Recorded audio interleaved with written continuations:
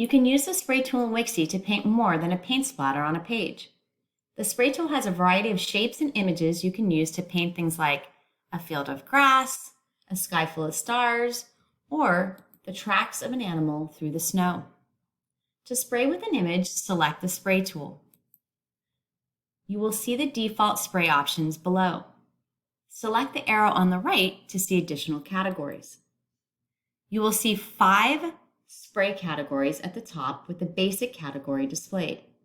The other categories are nature, letters and numbers, animals, and people. Choose a category to see its spray options.